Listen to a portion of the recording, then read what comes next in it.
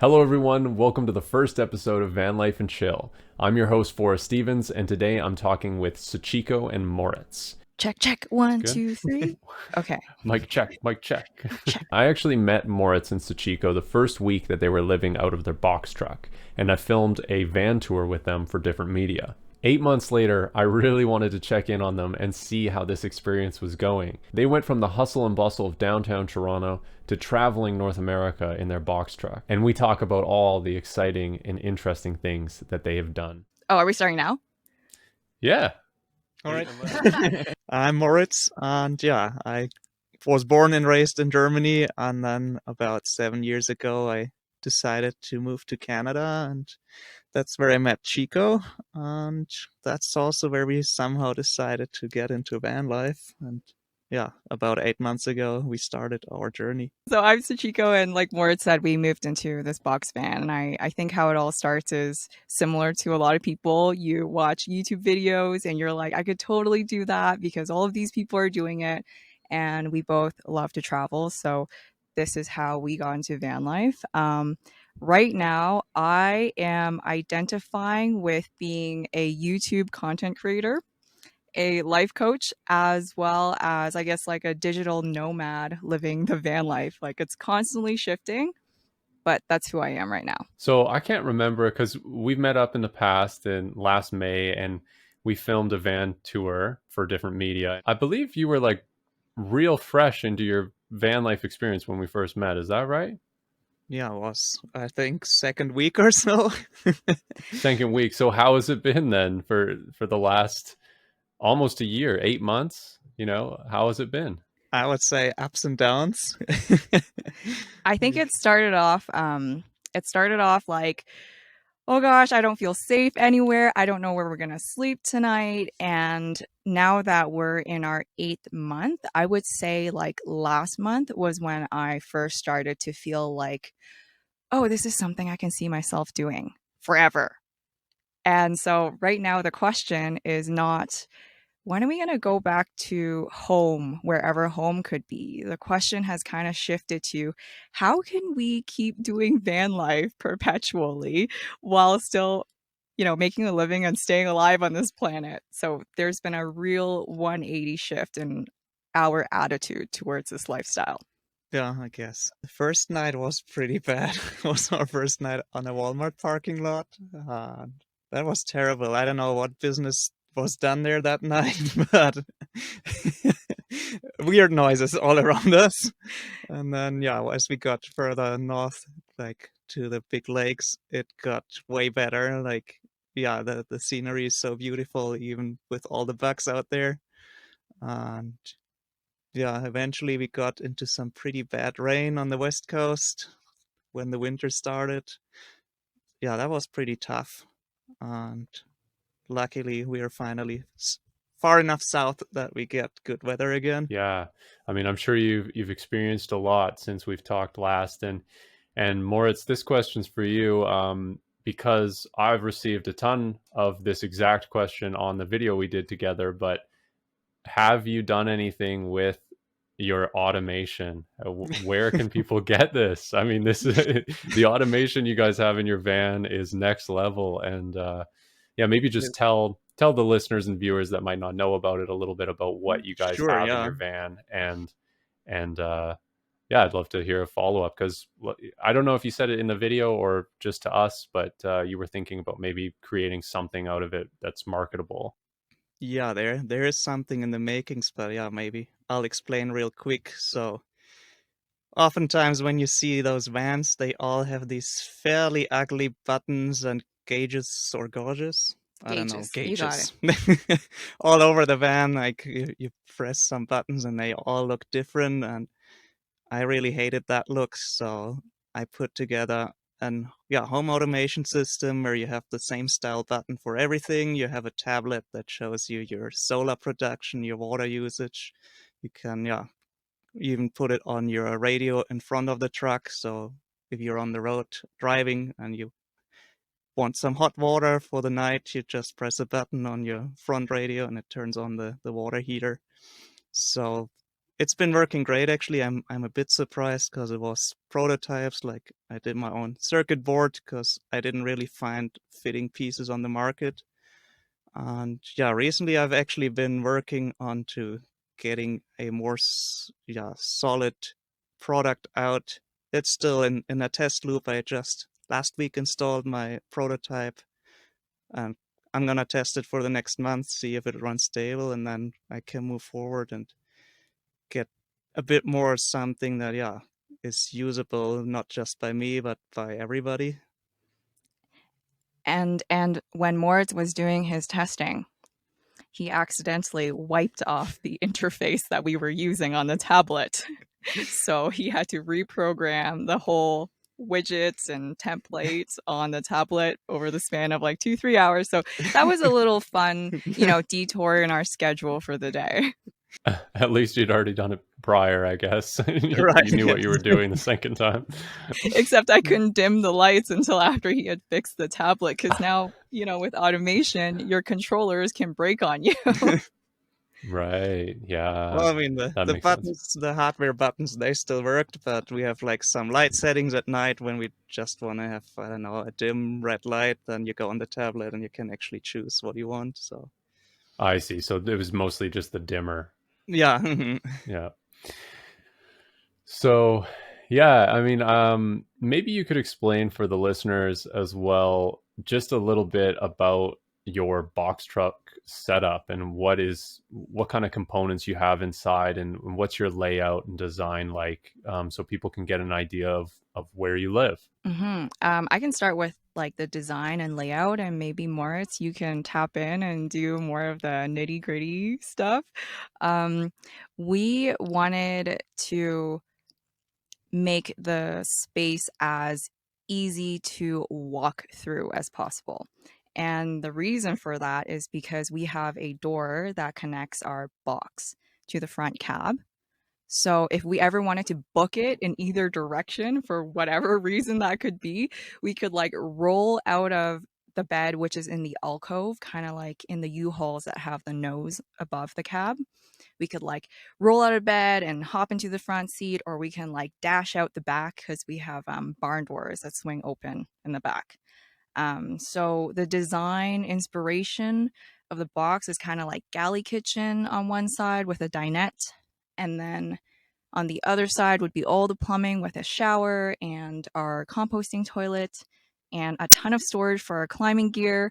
We've also got our bikes inside the van, which is really helpful because then we don't get dust and all the road dirt on it. The disadvantage to that is it takes us about 20 minutes to set up the bikes, but I feel like that's a van life thing that everybody that has bikes in their van has to deal with. Maybe if I go over the van itself a bit, it is a GMC Savannah 3500, and it is this cutaway version. So you have a driver's cab that looks like the regular Savannah van, and behind that they cut it off and put a giant box on top of the chassis. And it's been pretty great because it's just sitting under these magic 10,000 pounds where you need to actually drive onto scales or so. It handles like a big pickup truck. The wheelbase is actually exactly like a pickup truck, so turn radius is awesome. And what I also love is that it's not a dually in the back, so we only need 4 tires and not 6. So the van, we are really happy still.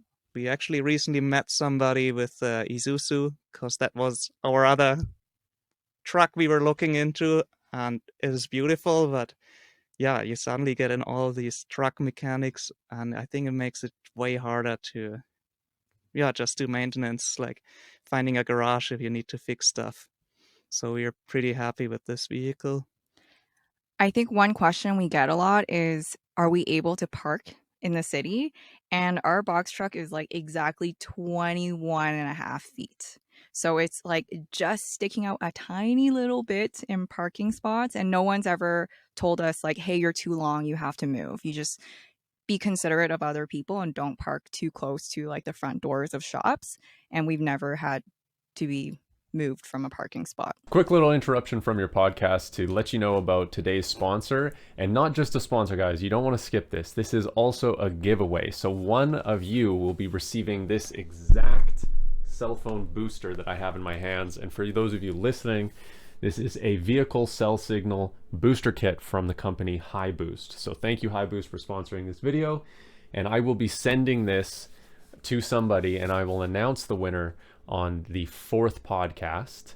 And you guys can check out the link in the description and the details in the description on how to enter this giveaway. But first, I'm going to just tell you guys a little bit about what this is and what HiBoost does. Well, this exact model here is designed for not for RVs, but for actual long-haul trucks. And the antenna on this one is much stronger and better than a lot of the ones that are designed for RVs. So you're really going to get the best signal booster you can with something like this compared to a lot of other boosters out there. This is a very expensive product, and I'm very excited to work with HiBoost to be able to give this to one of you. I know that whoever gets this will find a lot of value out of this. This will make your van life experience much better because you'll be able to get out there more remotely and still work as a digital nomad, still be able to talk to friends and family, and still be able to connect to the online world that so many of us have to. So if you guys are interested in winning this, and if you guys are interested in supporting this channel, you can do so by clicking the link in the description, submitting the whatever for the giveaway. And you guys can tell this is my first ad read of one of these. It's not the greatest, but anyway, I'll talk about this in future videos as well, in future podcasts as well. But it works for 3G, 4G networks, and will help boost your signal for your cell phone, so then you can use your data to get internet. It's really quite a useful product. Thanks again, HiBoost, and back to the podcast episode. And what about some of the components that you've actually built the camperization out with? What kind of solar and battery bank do you have, and how has that been working for you? Yeah, sure. We have about 400 watts of solar on top of the roof, which was also perfect because that roof came with a giant roof rack and even a little walkway where you can do maintenance, clean the panels. Then we have a 100 amp hour battery in there, and we run on 24 volts because I wanted to save on some copper. If you do 12 volts, it gets really thick really quickly if you want to draw some power. Yeah, our water heater is also run directly off the battery, so we changed the heating element from 110 volts down to a 24 volt element. I think, yeah, we carry 20 gallons of water. That's like 90 liters or so. Yeah, we built our own shower pan because nothing really fit, or also shower pans are super expensive, so that was a good option with a little bit of leftover fiberglass and epoxy. Now it fits pretty well. Did I miss anything? We cook off a Coleman propane stove, so I didn't really want to fiddle with any gas piping. That's why we still cook on the propane or like the Coleman stove. But it actually also works pretty well because we don't need to level our truck. Like, we can level the stove itself, or we carry it outside and cook outside. If you have it like a fixed stove in your truck, yeah, you have to be pretty level, otherwise all your dishes spill. We also have a regular dorm fridge. And what do you do for heat? Yeah, that's came with the truck as well, which was pretty cool. It's Eva Special gasoline heater, so it's actually tapping into our fuel tank, but we don't need, like, our truck is gasoline, so we don't need a separate diesel tank because it is the gasoline version of that heater, and that's pretty sweet. Yeah, finally that thing also works pretty reliable. We had a bit of trouble in the beginning. One piece with these heaters is if you go to high elevation, they just don't start, so you need a little accessory piece, a sensor for the height. And with that sensor, we can run it like above, I don't know, what is it? 1,400 meters, something like that. So that's when it starts to become troublesome. So what were your reasons for getting into van life to begin with? It's actually a really tough question because I don't know. I mean, I saw all these YouTube videos and I really was interested in the topic itself, and we talked about it and eventually decided let's just do it. But there was not that determining moment where we said, "Oh yeah, this is why," or yeah. I think our first reason was we were very avid rock climbers back in the day. Like we would go climbing every weekend in local crags around Toronto, and Toronto has pretty awesome local crags, but if you've been passionate about any kind of sport that takes like a lot of time to build up your endurance and your strength, the winter always comes, and then you're kind of stuck in the gym, or COVID comes and you're stuck at home. And we never gave this passion of ours like the light of day to really push ourselves and try to reach our potential in climbing. So that was our original motivation.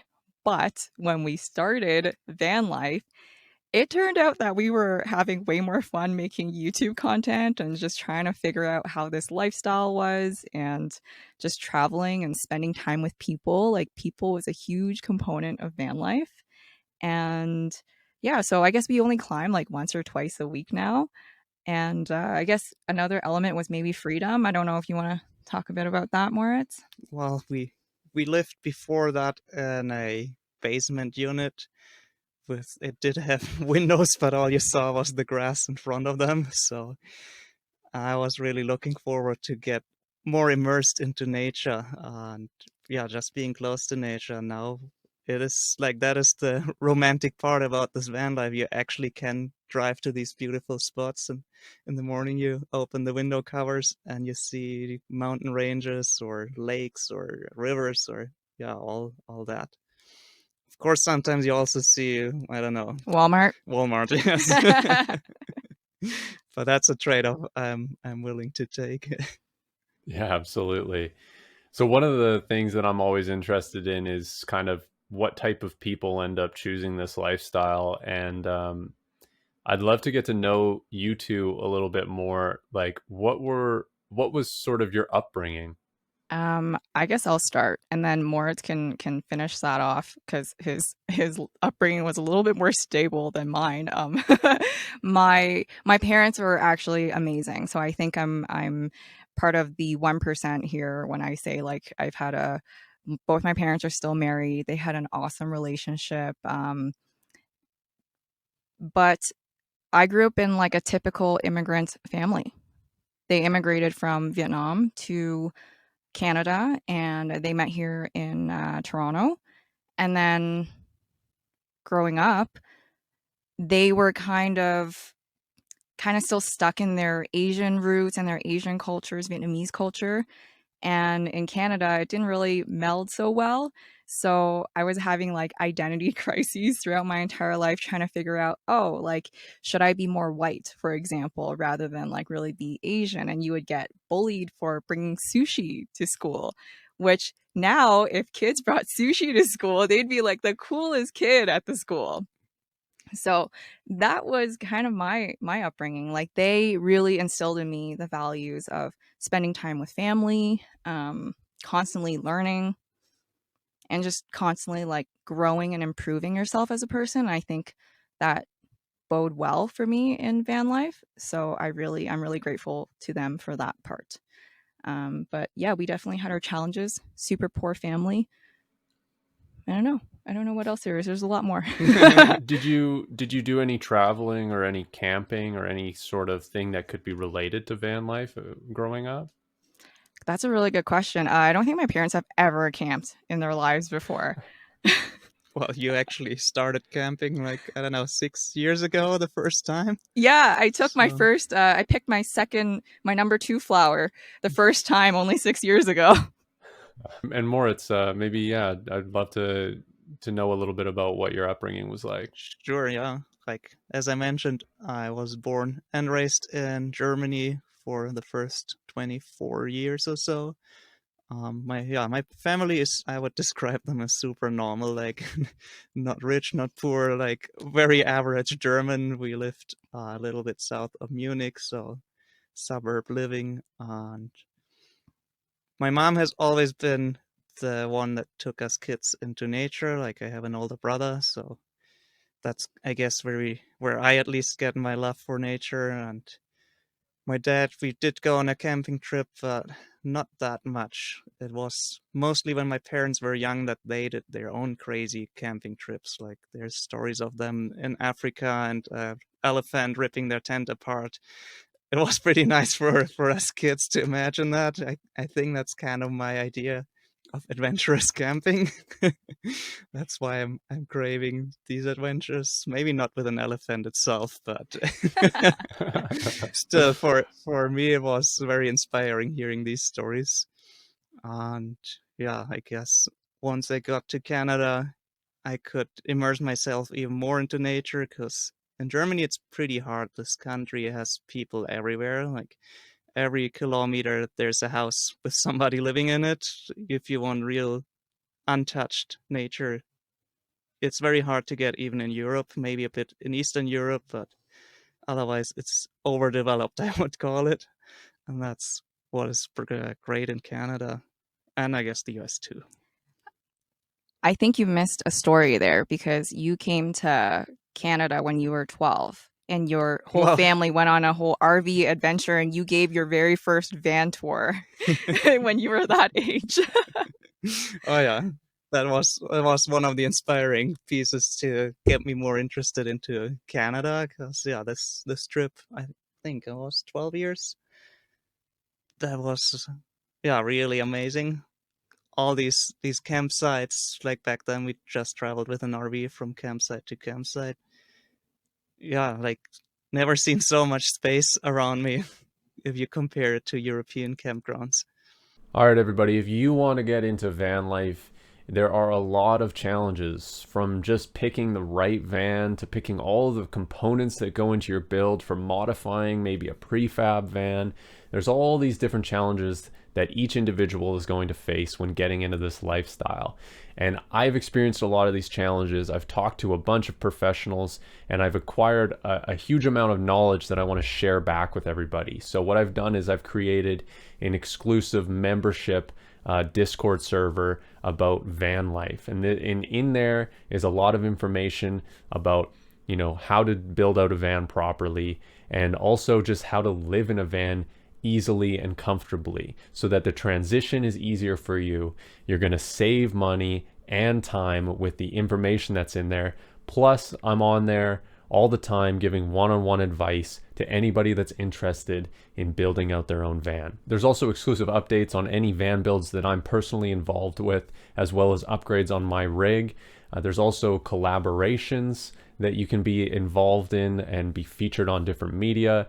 And there's other members on there. So you gain membership to this supportive van life community that only exists there. If you're interested in that, there is a link in the description where you can join our van life Discord. Thanks, everyone. So now that you've been in the van for a little while, it might be hard for you to place yourself back to the time before the van, but did you have any expectations of van life? And now that you're in it, did you have any sort of unexpected realities of this lifestyle come up? I thought that there would be a very distinct delineation between old life and new life, as in, I was obviously, you kind of just hope for this, you know, it's not actually going to happen, but I was still hoping that once I stepped foot in the van and drove off, all of my worries and anxieties about life would just melt away, and I'd be like a brand new person who is not high strung, who is much more relaxed. I'm getting there. Van life has helped accelerate me getting to that state a lot faster than I could have imagined. But one of the realities of van life is that it's actually very anxiety inducing for me as a female on the road. Even though I have Moritz as a partner, I think the sense of danger, the lack of safety that I felt was totally different from what Moritz felt. And that just, like, I guess maybe that stemmed from some of my internal mindset, but also just this, like, yeah, this feeling that, like, if someone were to attack us, I probably can't defend myself No. just physically, biologically. I didn't expect that part to happen, to feel so unsafe, because I've traveled in a camper van before. I've traveled solo in countries where I didn't speak the language before, but maybe it was a kind of like age thing where with COVID and the collective uncertainties, and then getting older and maybe becoming a little bit more risk averse, I didn't realize I had developed that trait. And then van life really shoved it in my face and showed me that I was a little bit less confident in who I was than I thought. Interesting. So in some ways, it's like van life has created this new challenge for you and sort of put it at some sort of forefront. Um, yeah, I guess it's a concern that I'm sure a lot of people have, and I'm curious, what have you found that has sort of helped you with that fear that you have now? I think what happened to me was I had this idea in my mind that I was running away from. You'll hear van lifers use the phrase the system pretty often. And I think that's just being reliable on, or having to rely on the grid, like having internet, having to pay rent for a house. That's a real big one. Having to pay for water, utilities, what have you. And I think I was like running away from that, but you can't run away from the system. You have to somehow be plugged in with internet. You might need to go to a campground to like really charge up, go to a campground to dump and get water. And so every time one of those small things happen, I would tell myself that, oh, you're not actually being free right now. You're still relying on the system. And I would almost like scorn myself for it. Um, but then this all came to like a headway right before Christmas, because I was like feeling so agitated, and I was having, I guess, like panic attacks that kept mounting.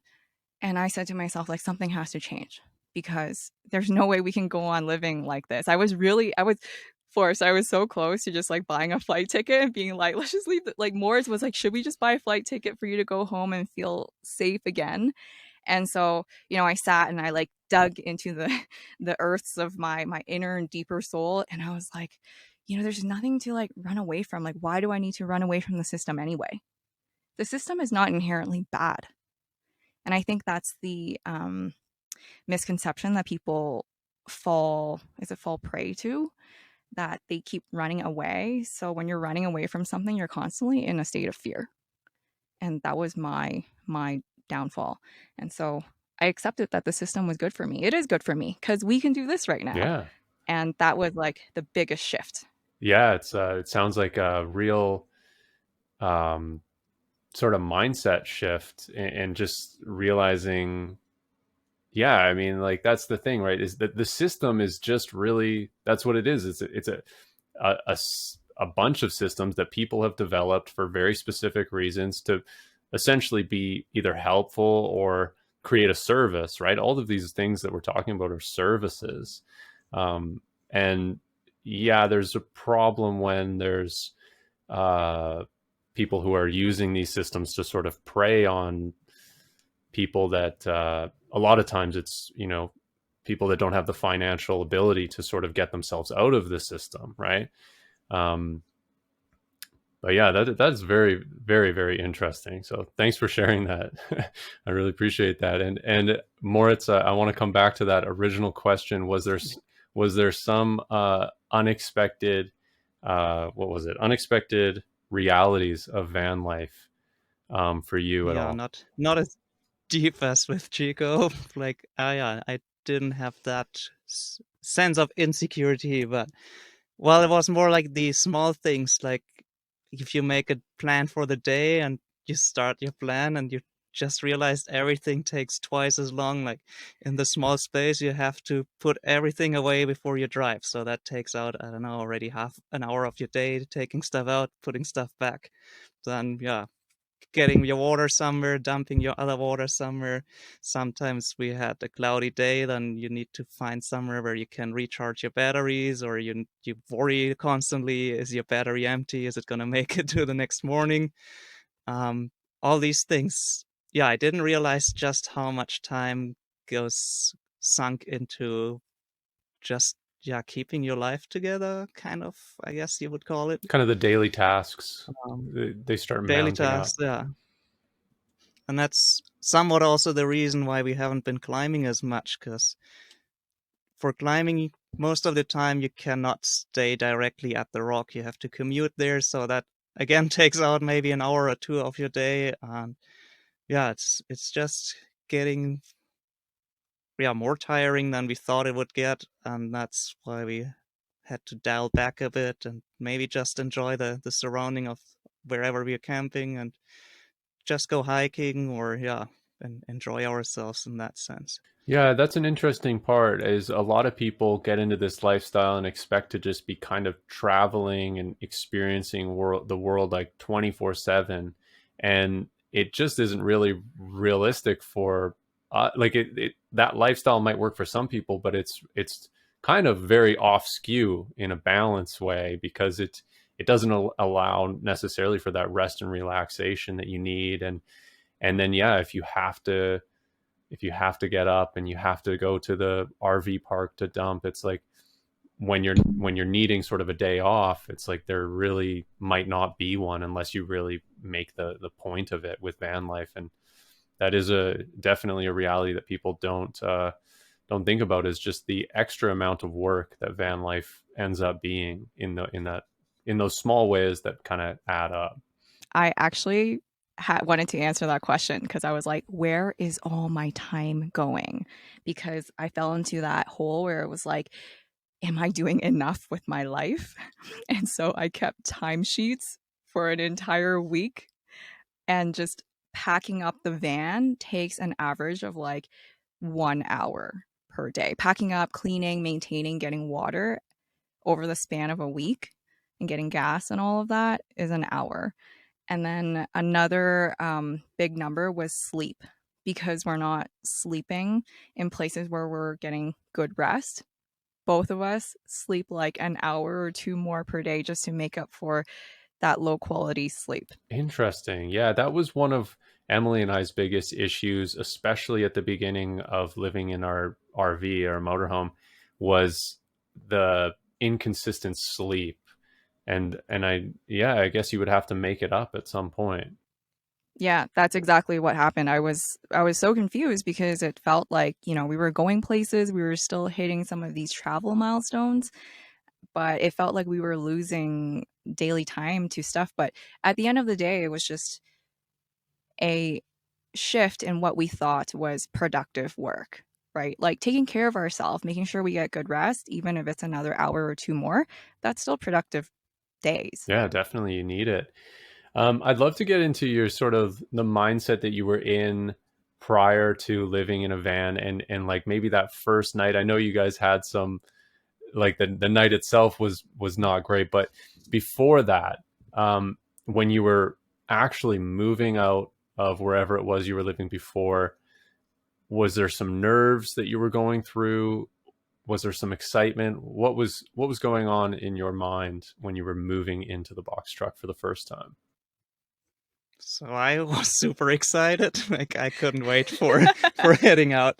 Like maybe one piece also because work was pretty stressful handing everything off like to my colleagues so they can continue where I left off. And so I really couldn't wait to get on the road. That was basically my whole thought around when we moved, and finally you're being free from our stationary basement life in Toronto. Yeah. We went from basement life to van life. Yeah. Just a shift in the box. Now I can move. Nice. I was really grateful that we had our van tour set up, because that got me really excited to move into the van and get on the road. Because behind that excitement, I was going through the fear of judgment, the fear of failure, the fear of success, even like if this works out, am I like this person forever kind of thing. And yeah, I guess there's a lot of stigma around people who live in vans. And I think I internalized some of that at one point, which also led up to that mounting of the panic attacks previously. But before we moved in, I was excited for a lot of it, but definitely worried because it's like moving into a different country. You're not sure what the next day looks like. There's a lot of uncertainty. COVID was a big thing for us because we didn't want to overstep any bounds and be inconsiderate. Some people were saying that it's irresponsible for us to be hitting the road at that time. But in my opinion, we were being responsible because we were moving ourselves out into like the most remote places of the world and avoiding humans. No, like, So our second week, we stayed a whole week in the woods. Like, we didn't see a single person. yeah, we saw bears Yeah. probably more than humans at one point. But actually, I think that sentiment is false because the people that we met on the road that knew about our story and that we had left from a big city to go, travel for at least a year, they were like, power to you, you're living the dream. Like, and then I would ask them, like, how do you feel about people traveling right now during this pandemic? And they said, honestly, you just got to take care of yourself. Nobody actually was worried about our situation. Yeah. And you kind of briefly touched on it a little bit, and you ended up meeting people and spending some time away from people as well. I'm curious, how do you think van life has affected your social life, and what maybe compared to your social life in the city? I really miss our closest circle of friends. Like the past few years, we'd spent a lot of time with a core group of close friends that we saw like 2 or 3 times every week. And then COVID hit. So I think that was kind of like a good preparatory stage for us to get into van life because then we started seeing them less and less.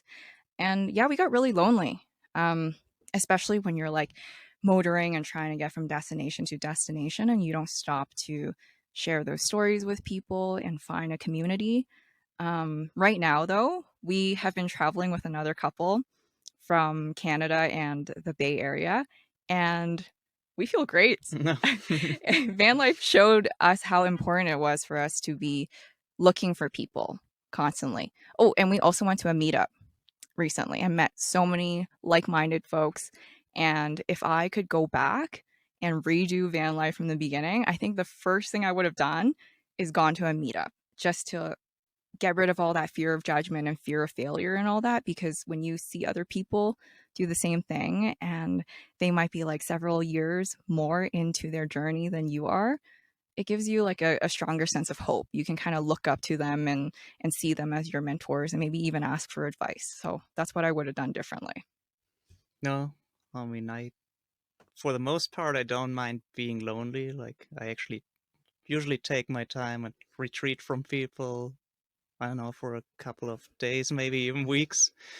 And then I really crave them. So maybe I wasn't that impacted by not seeing people a lot, but I definitely loved every time we did meet people. Like, and then it was always these really funny coincidences. Like, we met a couple on the top of a mountain, stayed with them in this mountain hut.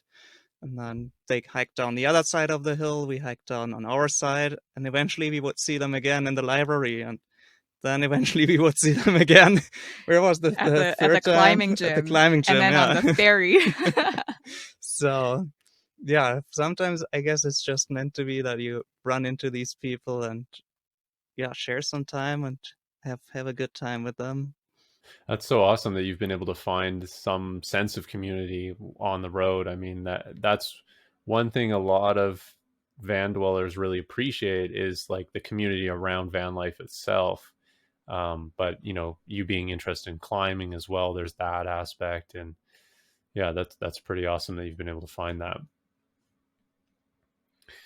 I would love to hear just some of the, like, you were you were so fresh when we saw you the first time in your van.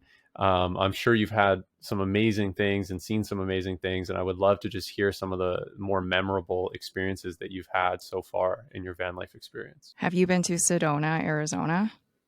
Nope. No one has ever told us to come here. Not a single soul has been like, you have to go to Sedona, because it is the most beautiful place I have ever seen in my entire life.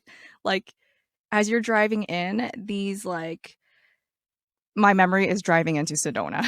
As boring as that sounds, but just it's always that like first moment when something happens and you're just like totally struck with awe.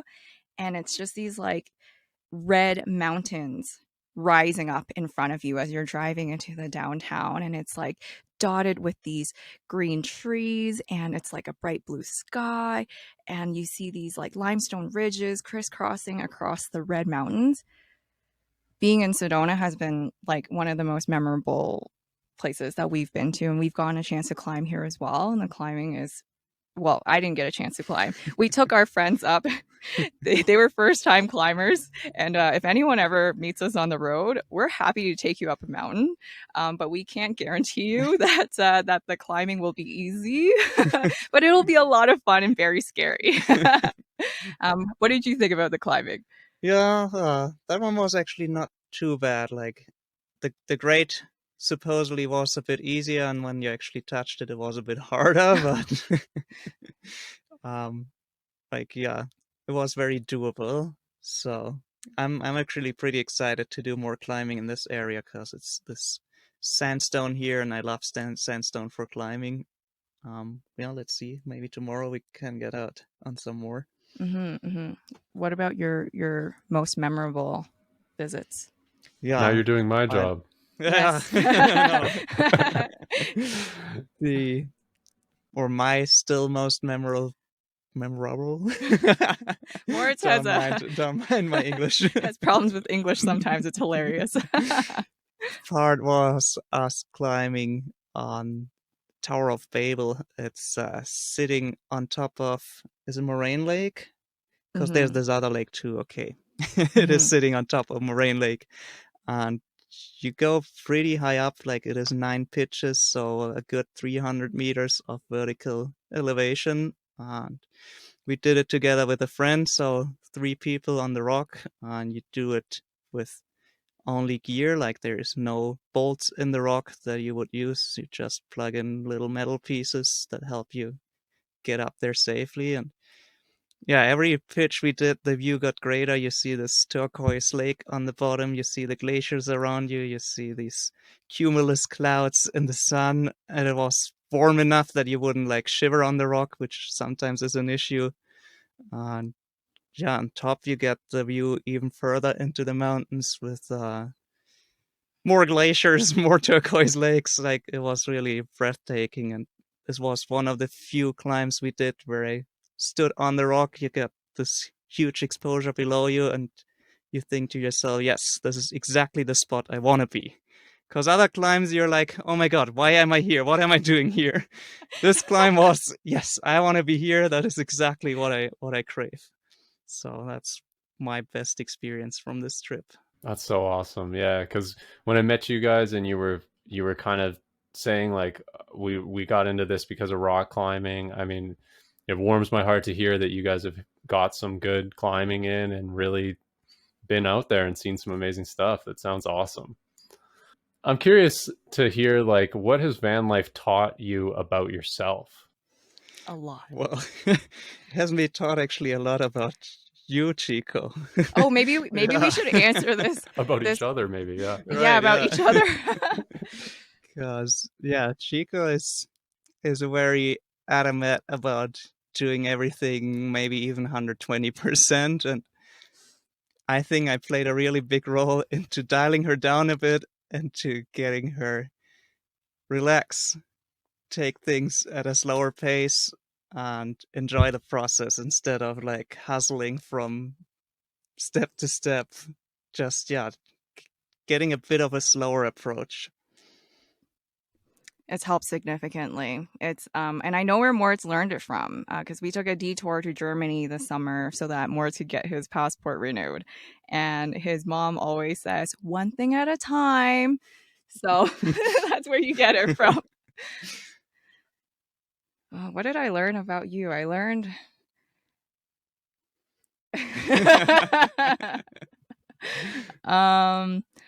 I learned that temperature, these are all really small things because I think what really helped with our van life situation was like we got to know each other super well before getting into living in a very small space.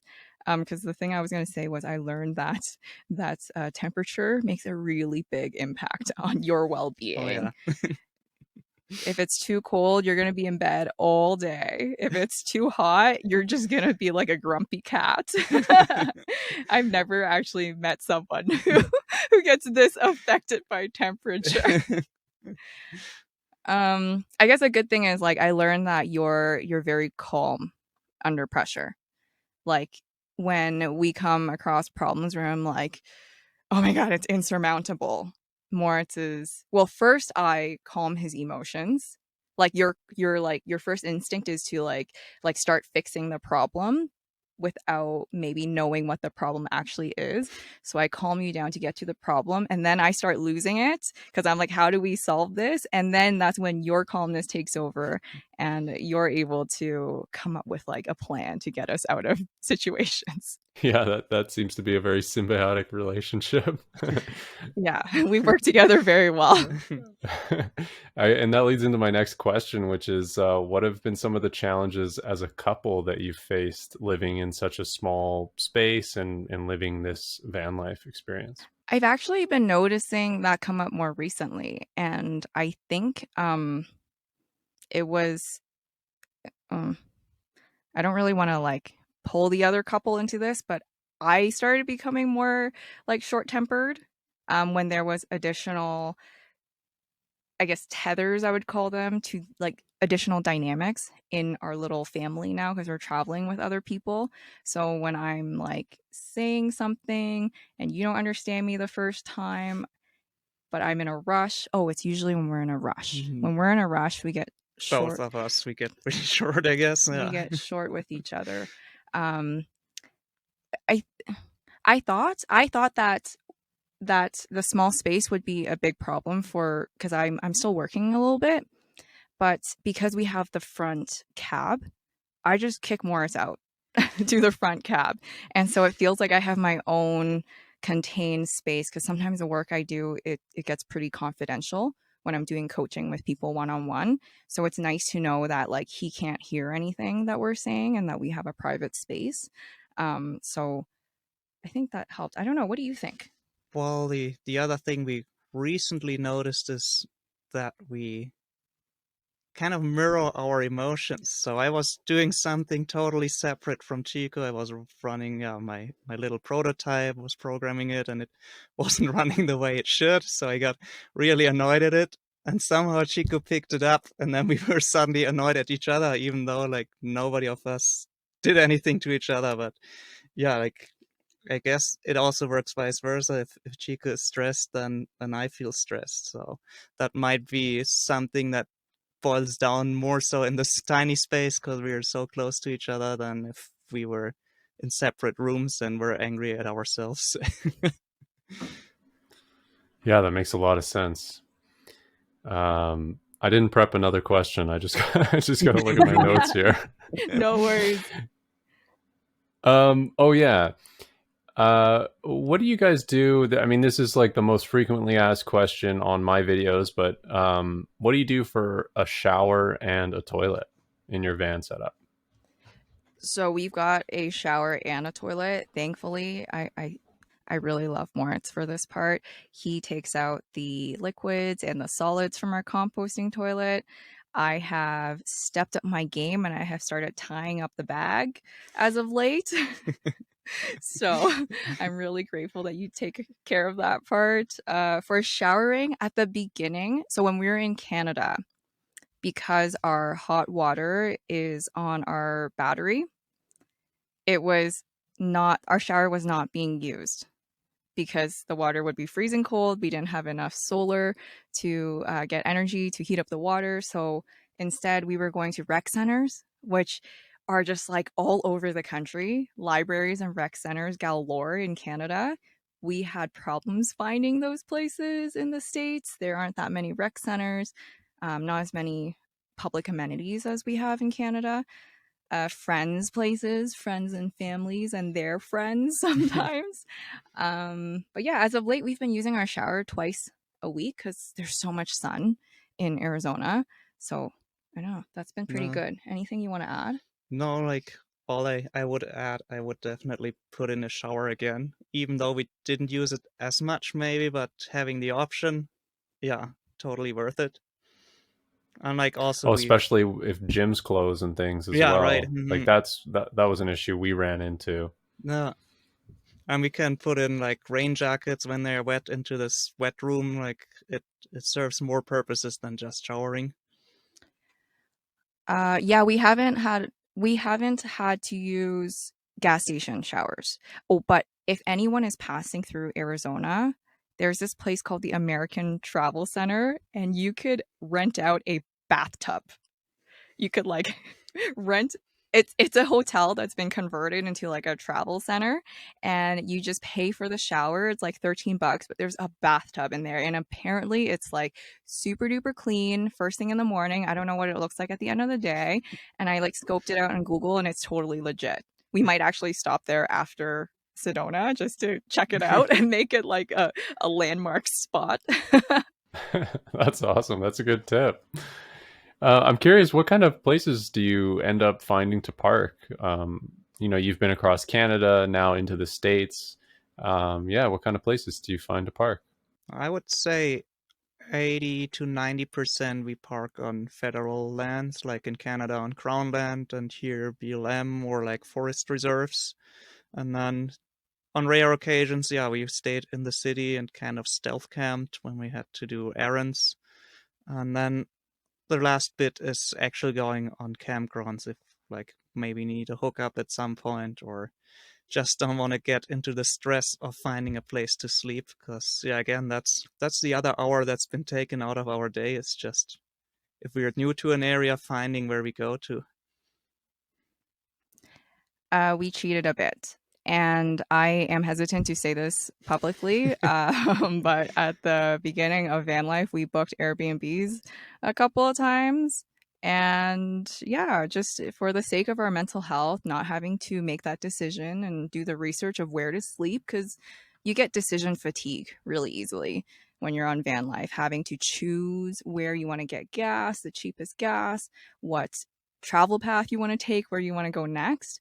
And so the decision fatigue was really real. And at the beginning, we're just like, you know what? Let's just get an Airbnb and try to stack everything on top and try to make use of their amenities. And oh, Harvest Host. Harvest Host has been a really great option for us because we found that where iOverlander looking for free camping wasn't an option, there were plenty of Harvest Hosts. So it was a good supplement to have as an option when we're just searching for places to sleep. It's kind of like how with your electricity in a van, you want to have solar, DC to DC, shore power. You want to have multiple options, right? So it sounds like you've got that with parking as well. You've got iOverlander, you've got Harvest Host. Yeah, there's and you've got the Crown land or the forest. What is it? BLM land. So yeah, I mean that's the way to do it, is to have sort of backups on backups, because with iOverlander too, these spots get shut down or they inaccessible or whatever as well. So that can become an issue too. Yeah, when we were traveling every single day in Canada, we, again with the timesheets, past life as an accountant stepping in, yeah, we would spend about an hour every day on average just doing the research, driving to places, getting there, landing, and this road has been closed because of forest fire. No. Well, we actually had this fun metric, cheap internet, and what was this last one? Quiet. So it was very hard to find all these three. You could get like no reception, super quiet, and yeah, for free, or you get very expensive, good internet, but it's expensive. So it's very hard to find all these three ones. And yeah, sometimes you just want to stay in touch with family or so, and you want reception. Like it's not that you always can run into the woods and stay there for 3 or 4 weeks without any reception. Yeah. Makes sense. It sounds like you've been really good about finding places to park. So maybe this question won't work for you, but have you ever gotten the knock before? Oh, Twice. yeah, twice. Wait, twice. Yeah. Like the That- first one was not bad at all. It was 8 p.m. and somebody honked next to us and said, "Get out of here. If you're not out in half an hour, we're going to tow you." And well, we drove out of here. Fine. Was that the lady That at was the the pullout? lady, yeah. She was really nice. She like told Yeah. us, this has been our usual situation if someone wants us to move. They're like, there's a campground down yonder. Like, we don't want you to stay here because, and they try to give us a friendly reason. And so it's never been like, get out of here, bang, bang, No. bang, what you expect to see in movie. At least that's what I expected would happen. Yeah, the second one we stayed at a trailhead, and in the morning we hear somebody, Ranger, open up. And luckily, the week before, we had met some folks and they told us, do not open the door if someone is knocking. If it's, I don't know if this is legit to say, but like, don't open the door because once they can prove that you were sleeping there, they can give you a ticket. And so we only got a warning this time. We got an eviction notice. So we evicted ourselves promptly after they left. Oh, there's actually a third one. We parked outside a police station by accident in their lot. And as I was in the middle of my work, like really involved with my students over Zoom, I heard them banging on our back barn doors, like dush, dush, dush, really loud. And Moritz was in the front, so he couldn't hear. And I was like frantically scrambling to like get them to notice each other. And it just turned out that they wanted to know, like, hey, your rig looks cool. You're not supposed to park here, but you're welcome to stay as long as you leave tonight. When are you leaving? They basically wanted to check in, make contact, see who we are, if we're sketchy or not. And once they saw we're not, they said, yeah, it's fine. You stay here and then later move on, please.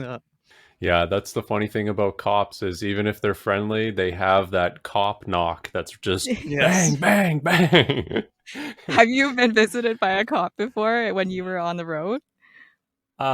Security guards, actually. I've never had the knock like that, but it's like very every story I hear of cops knocking, it's just this classic, just smash, smash, smash, smash. It's like they want you to know they're there kind of thing, right? Of course. Yeah, it's not the gentle like knuckle. It's the bang, bang, bang with their palms. Exactly. So where do you think you two would be right now if you hadn't gotten into van life? I'd probably moved out a bit more of the city just so you get a nicer place for the same money. Probably still be working my 40 hours. That's the same company. Like, I'm probably even going back to that company in May because I'm technically still employed with them. And like, as much as we would love to do another year of van life, I think the responsible thing to do is going back into our jobs for now. And yeah, we've been talking maybe do another van build and ramp up something more, but yeah, probably exactly like I'd be working there and I'll probably be working there again. That's kind of the essence.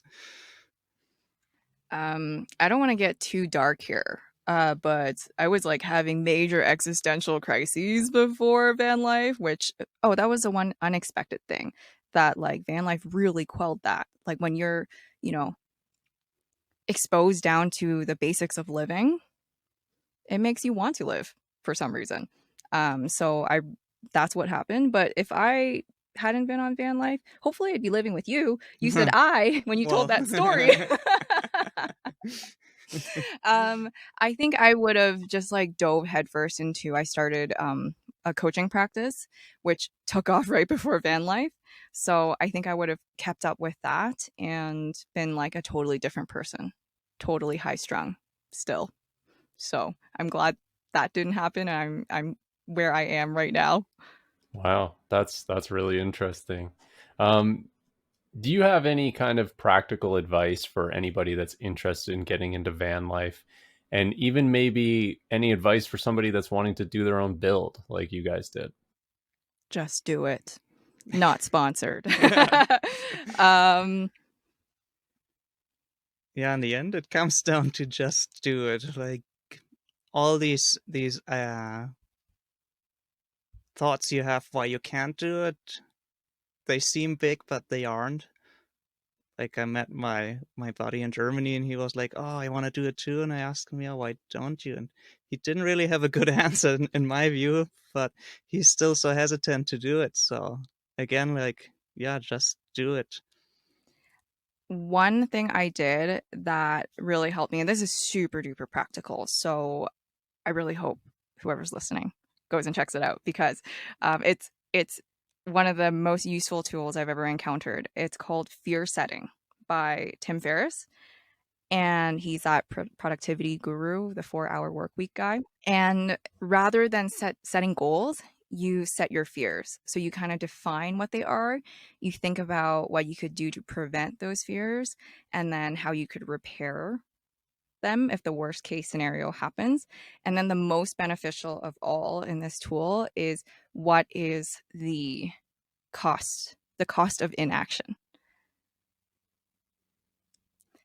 So the cost of inaction for me would have been, okay, if I went on the same trajectory that I was going, and then we bought a property, and then we had family and had kids and all of those costs, at that point, this risk is just completely unfeasible at that point. And I did not want to see myself in 1 to 2 to 3 years' time wondering what would have happened had I not done this. And even if we like went on this trip and it was a complete flop, it's just 1 year of our lives. Like, time is an illusion. Don't let anybody tell you that 1 year is a long time, because it's really not. Yes, it's way too short. Yeah. I would love to do another year, but again, I think the responsible thing to like our next life, what we've been planning, is to not continue for forever. Wait, what do you mean? What? Like if we start a family, or if we settle down somewhere to whatever, we've been wondering doing a retreat or something like that for people.